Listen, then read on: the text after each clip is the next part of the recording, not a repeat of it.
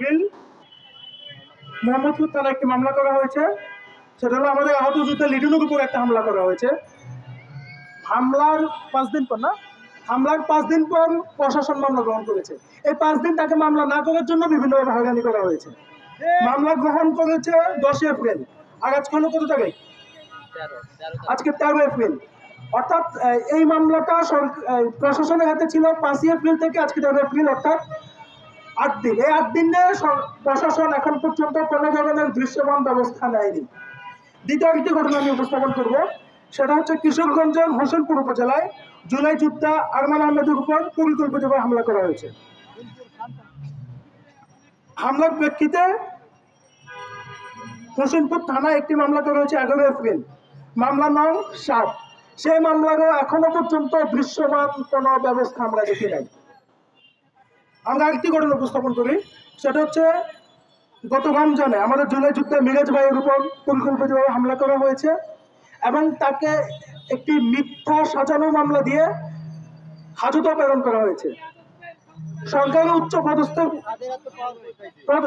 হস্তক্ষেপের পরবর্তীতে তাকে আমরা জামিন করাতে পেরেছি, কিন্তু তার মামলাটি এখনো চলমান।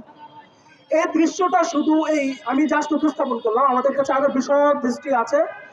আমরা সংশ্লিষ্ট মন্ত্রণালয়ে এগুলো আমরা উপস্থাপন করব এবং সরকারের কাছে দ্রুত এগুলোর বিরুদ্ধে ব্যবস্থা চাইব। কিন্তু আমাদের মূল কনসেপ্ট হচ্ছে আমাদের আহতদেরকে নিরাপত্তা নিশ্চিতে সরকার কি করেছে। একেবারে শুধু দুদিন পর পর একটা বাদী শুনি আমরা, বাস্তবিক অর্থে আমরা কোনো ব্যবস্থা এখনো দেখি নাই। আমরা দীর্ঘদিন ধরে আন্দোলনের মধ্যে আছি। আমি পূর্বেই বলেছি, আমরা একটা মিটিংয়ে গিয়েছিলাম জুলাই যুদ্ধ সংসদের প্রতিনিধি দল মুক্তিযুদ্ধ মন্ত্রণালয়ে প্রায় 3-4 মাস আগে। তখন আমাদেরকে মুক্তিযুদ্ধ মন্ত্রণালয় থেকে আশ্বস্ত করা হয়েছিল যে তোমাদের নিরাপত্তা নিশ্চিতে সরকার একটি সুরক্ষা আইন করবে। এখন পর্যন্ত সে সুরক্ষা আইন করা হয়নি।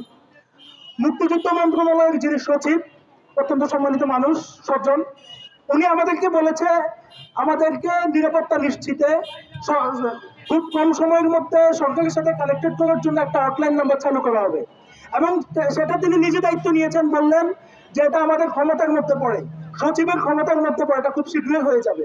এখন পর্যন্ত সেটা হয় নাই।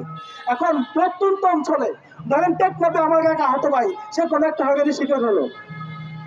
এখন সে হয়রানি অথবা হামলার শিকার হইলো, সেটা প্রতিকার কিভাবে পাবে? এই ঘটনা টেকনাফ থেকে যে সিস্টেম সরকার এখন স্ট্রাকচার দাঁড় করিয়ে রেখেছে, সেই সংবাদটা ঢাকায় আসতে আসতে কমপক্ষে 15 দিন সময় লাগে।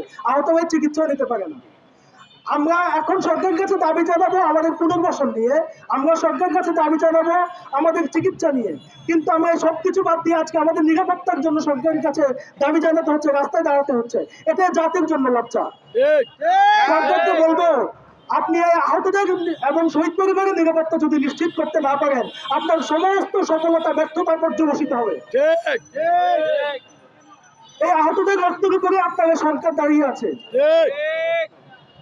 এই আহতরা কিন্তু প্রশিক্ষিত হয়ে গেছে। আমরা আওয়ামী লীগ এবং প্রশাসনের সাথে যুদ্ধ করে জুলাই গণঅভ্যুত্থান এবং 5ই আগস্ট আমরা ঘটিয়েছি। সুতরাং এই জুলাই যুদ্ধদের নিরাপত্তাহীনতা যদি আপনি রাখেন, তাহলে আমরা কিন্তু আবার সেই জুলাইয়ের মতো আবার রাজপথে নামতে বাধ্য হব। আমি আশা করব সরকার আমাদেরকে সে ধরনের পদক্ষেপ নেওয়ার পূর্বেই সরকার জুলাই যুদ্ধ এবং শহীদ পরিবারের নিরাপত্তা নিশ্চিতে সুরক্ষা আইন করবে, হটলাইন নাম্বার চালু করবে। এরপর যে আমাদের সামনে আমাদের মূল কনসেপ্ট উপস্থাপন করবেন জুলাই যুদ্ধ সংসদের আহ্বায়ক আরমান আহমেদ শাফিন ভাই। শাফিন ভাইকে তার বক্তব্য উপস্থাপনের জন্য অনুরোধ করছি।